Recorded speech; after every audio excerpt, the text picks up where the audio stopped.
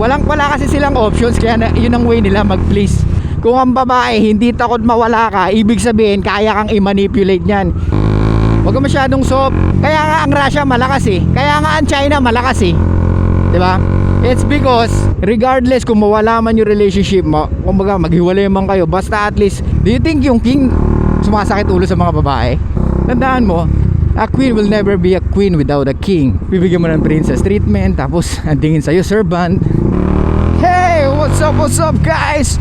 It's your boy Suplado Moto. Okay, for today's vlog, let's talk about yung nag-comment sa ating comment section. Paano daw ba maging bad boy sa relationship? Okay, ano ba iniisip nyo sa bad boy? Ang bad boy ba is talagang pasaway, stubborn, hindi marunong makinig, walang pake. So, by the way, ang bad boy is merong boundaries or meron siyang rules sa sarili niya. So, kung wala kang rules sa sarili mo bilang lalaki na gusto mong mag-lead sa relationship, wala kang, kumbaga tinitingnan, wala kang prinsipyo or wala kang values na gusto mong ihain sa isang babae, then the relationship will never, hindi mag-work. Kasi tandaan mo, ang babae are naturally followers. They born natural followers. Sa lalaki is we are born to be a leader.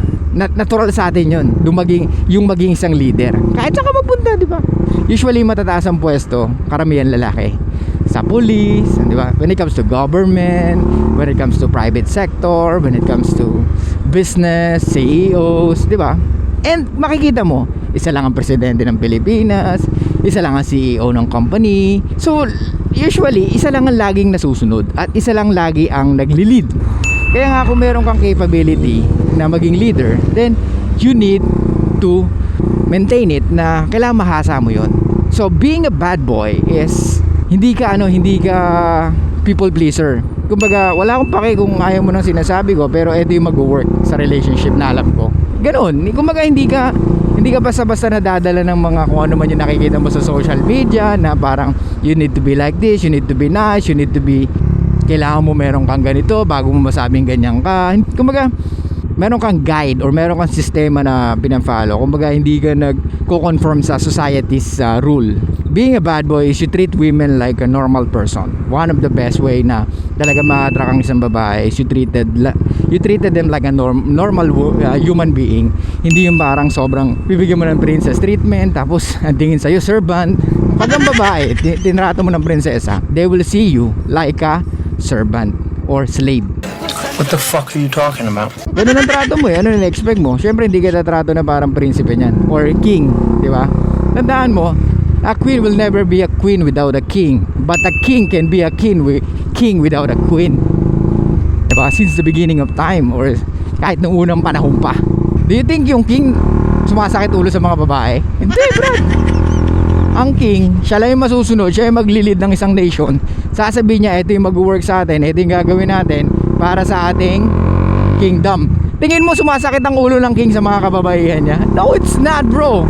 Unang-una, okay, eto. Kaya nga king eh, 'di ba? Kaya nga may kingdom. Ibig sabihin, mas malupit ka. Ibig sabihin, you are the highest, 'di ba? Ikaw yung pinakamataas. Ikaw yung may standard, higher standard, 'di ba? Kaya nga king ang tawag sa iyo. Kaya nga may kingdom, walang queendom. What? Kagaguhan na mayroong queendom.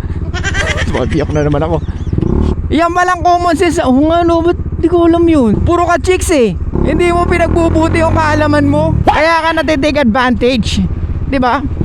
Masyado ka nagpapapaniwala sa mga napapanood mo sa TV. Hindi lahat yung totoo. Kayo, sa lahat ng mga nakikinig sa akin, kaya kayo nakikinig dahil alam nyo na may sense yung sinasabi ko. Yung iba nagagalit kasi hindi nila matanggap na oo nga no, dapat pala talaga gano'n no. What the fuck are you talking about? Nagagalit sila kasi hindi nila kayang gawin. Nagagalit sila kasi ginawa nila yung tama, hindi nag-work. What? Brad, you can be a bad boy, but at the same time, you can still lead the relationship. Kailangan meron kang isang salita. Gets mo ba? Kung napanood mo yung Squid Game 2, 'di ba? Naglaro sila. may isang bala. So doon mo makikita na ang isang lalaki merong isang salita. Talo ko, kailangan ko barilin yung sarili ko. Kasi at least namatay siyang may pride. Gets mo? Ganun dapat tayo, may isang salita. So pagdating sa relationship, dapat ganun tayo. Regardless kung mawala man yung relationship mo, kumbaga maghiwalay man kayo, basta at least hawak mo, bayag mo every time na nagli-lead ka ng relationship or every time you're trying to lead your life. Pero make sure naman na talagang kaya mo i-justify yun. Gets? Especially mga pagsusuot niya ng damit, pinagbabawalan mo. Pagpo-post niya ng sexy picture, pinagbabawalan mo. Yung pakikipagkaibigan sa lalaki. Tandaan nyo guys, it reflects on you how you allow your woman to do that. That's the best way you can lead your woman. Kaya nga tumino yung bansa di ba? For 6 years nung si Duterte nakaupo, kahit papano makikita mo na bumaba yung crime.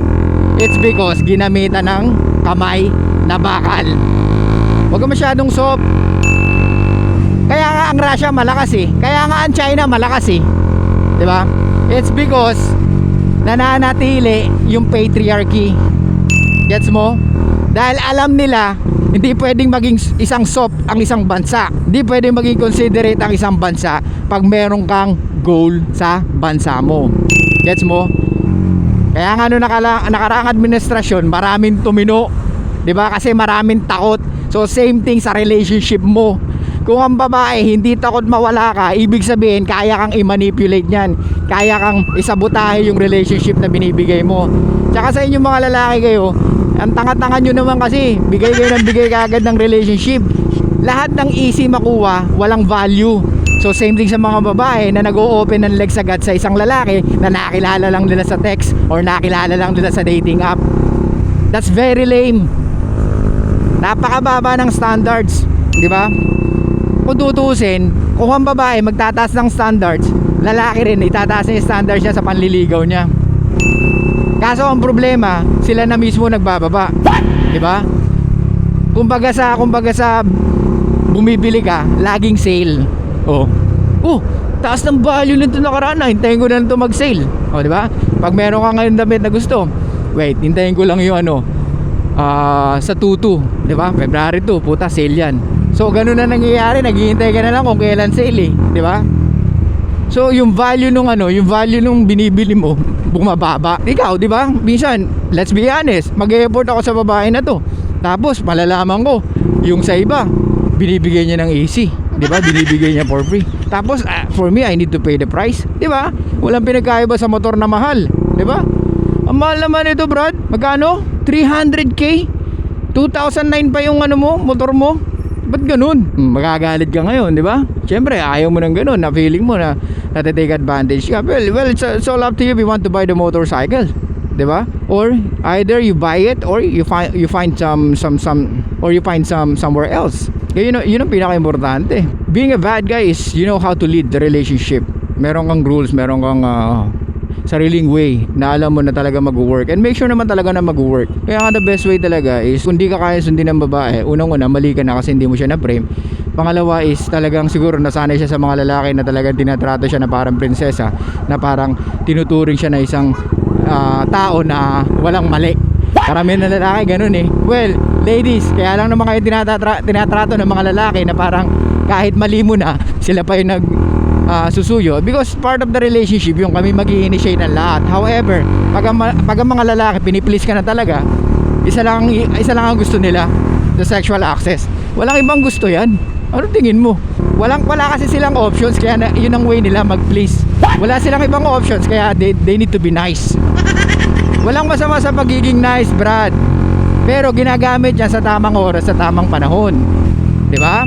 Pero kung gagamitin mo lagi sa sexual strategy or mating strategy, then pwedeng lagi ka maabuso, lagi ka magkamali. Gets? Ang babae, syempre emotional yan minsan most of the time di naman talaga nila alam kung tama yung gusto nila.